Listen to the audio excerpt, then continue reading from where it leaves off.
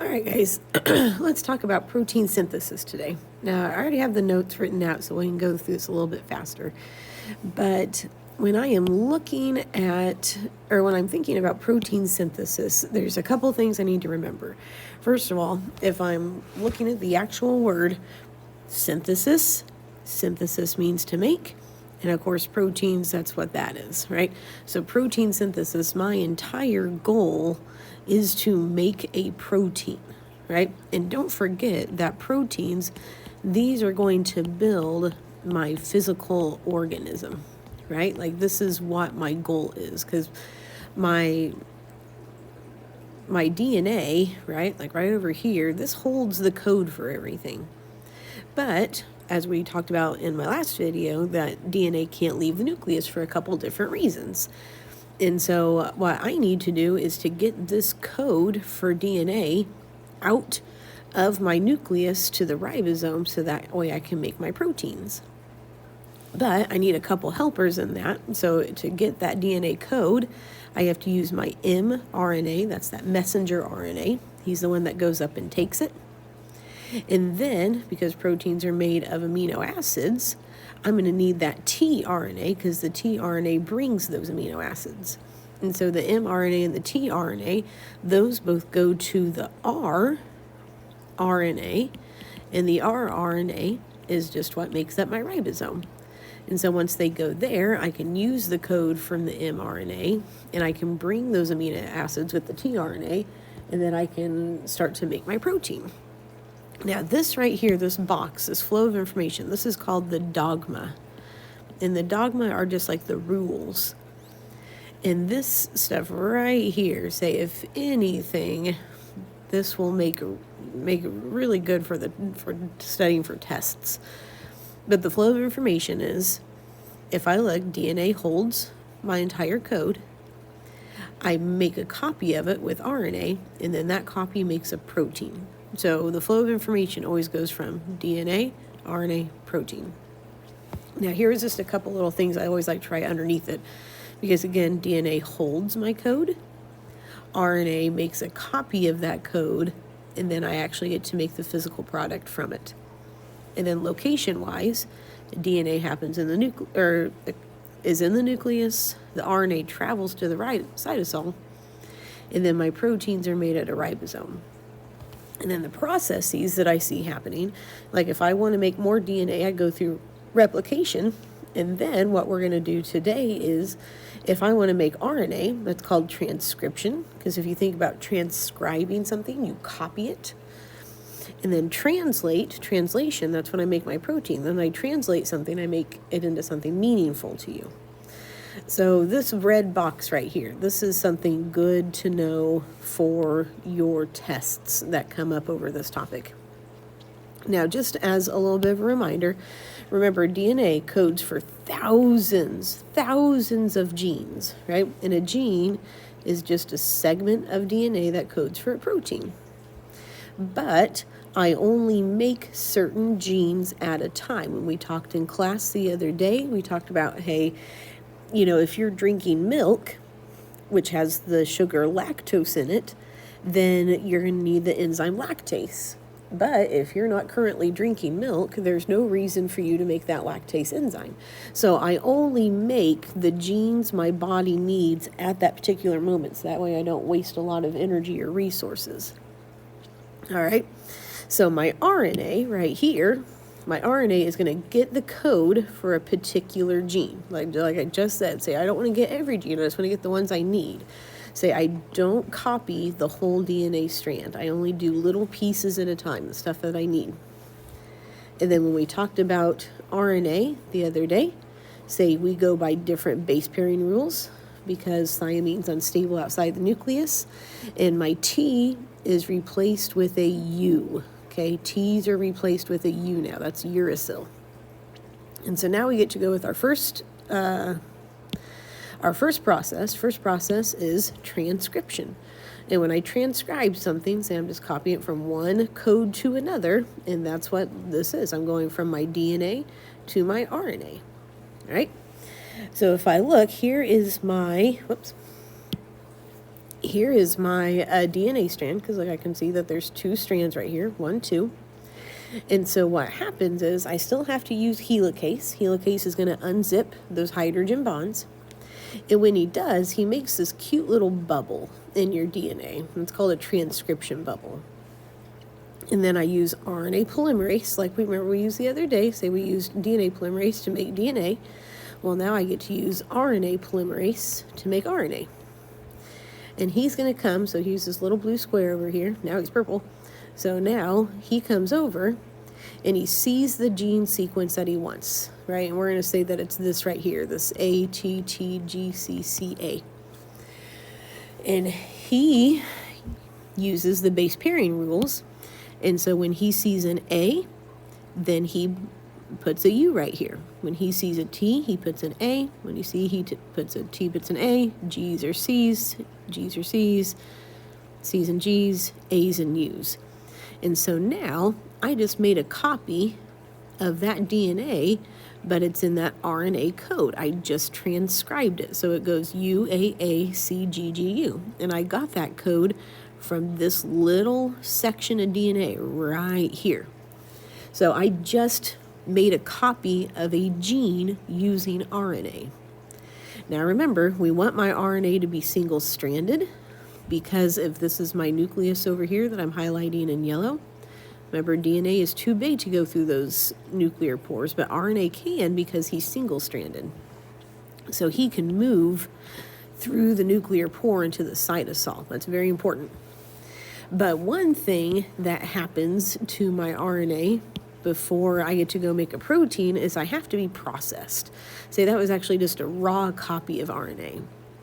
And what happens is, this is called pre-RNA, that within these, within this genetic code that we're looking at, there's actually these big pieces of junk DNA. Say it's really not junk, it's just not necessary for the gene sequence. It helps with genetic diversity and stuff.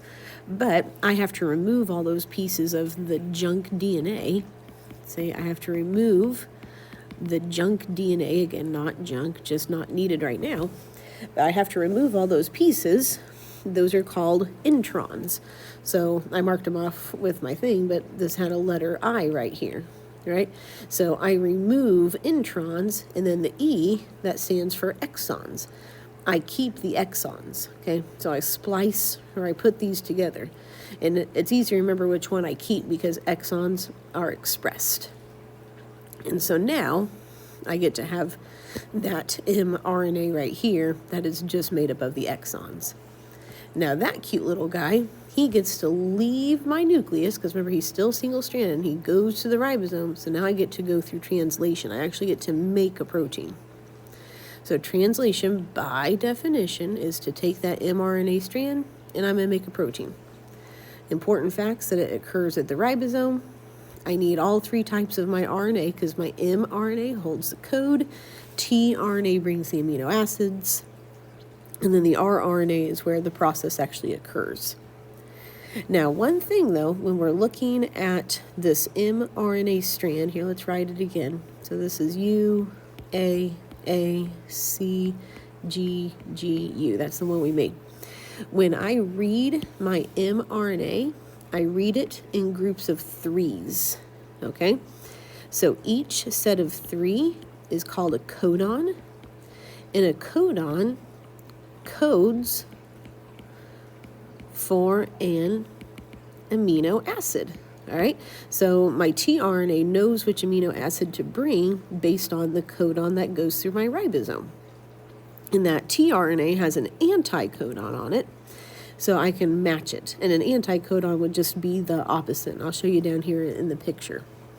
And how you read these codons, let's see if I can make it work. But let's just remember, my first codon is UAA. Okay, UAA is my first codon. And so if I go here, this is called a codon chart. And how I read a codon chart is I start here in the middle. Whoops, okay, can't draw on this.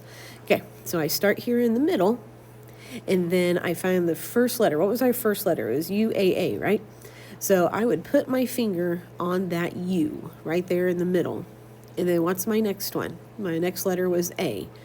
And so then I move my finger to the next letter, A, and then I do it again. UAA, that's a stop. Well, okay, that's fine. But, yep, UAA. So this would actually code for a stop codon. Now, am I going to start a sequence of the stop codon? No, but I get to have a bunch of different sequences. So that way I know when to start and when to stop. Say the one you guys have to remember is AUG. AUG is always my start codon. And it's easy to remember because when do we start school? We start school in August. So let's go back to the codon chart and try this guy. Maybe I'll have a better time. So CGG. All right, so put your finger in the middle on C, and then go to the next letter G, and go to the next letter G. So now you guys can see that CGG codes for the amino acid arginine. And if you look at this amino acid code, or this amino acid chart, you can see how I code for the same amino acid a bunch of different times. Like if I start with C, so CGG gives me arginine, but so does CGU give me arginine. And that's because if I have a mutation and it changes one of those letters, there's a good chance I'll still code for that same amino acid. So here's what the translation looks like. Is I start over here. Let's get this nice pretty color. So I start over here. Here's my ribosome. Okay, my mRNA goes between both of those pieces, the big and the small subunit. And so I have my first. So now we go to the next picture. So I have my first set of 3 come sit in here. This UAA. So UAA sits, and then my tRNA is like, hey, I have something that matches. Because his anticodon is AUU, which would be the opposite of UAA. So I have to use the anticodon to match to the codon.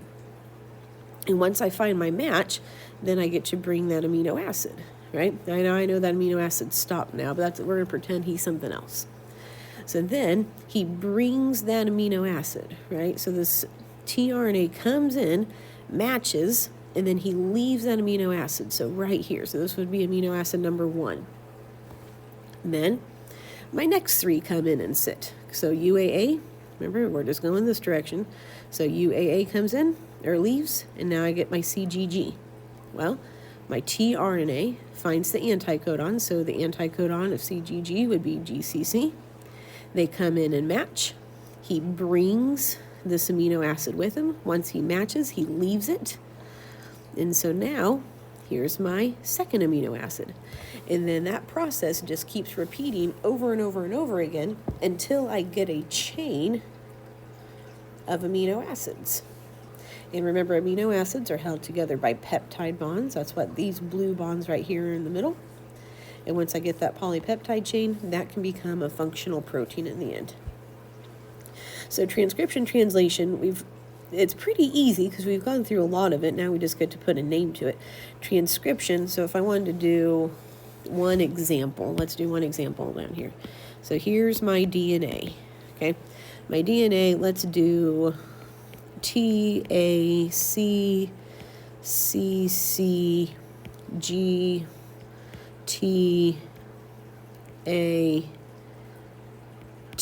There you go. That's my DNA code. This was my gene sequence that I want to copy. A gene sequence. So now let's transcribe it to RNA. All right. Well, if this is my RNA, so T's, those turn into A's. A's turn into U's. C is a G. So now let's do my next codon. CCG would be GGC. And then TAT would be AUA. All right, so I just made my RNA. Now we get to translate it. Translate. And we're going to make that amino acid sequence, which will give me a protein. All right, so let's go to my chart. Let's remember AUG. Okay, this is my first codon, AUG. So put your finger on A, then go to U, and go to G. And you should see that our first amino acid code is methionine. Okay, but that makes sense because that's where we always start. So this is methionine. That's my first amino acid. Now let's find the next one. GGC. Oops. GGC. So let's go put your finger on G. GC. That's glycine. So now I have glycine. And then let's do my last one, AUA. So let's do A, put your finger on the A in the middle, and then go to U, A. And that's isoleucine. Whoops, you can see all the cards. So now I have isoleucine. And then again, this would just keep continuing if I had a longer DNA or a longer gene sequence. So now that is my amino acid sequence. These red dashes in the middle would be my peptide bonds, and I just made a polypeptide chain, and that polypeptide chain will turn into a protein. Okay, I hope that helps.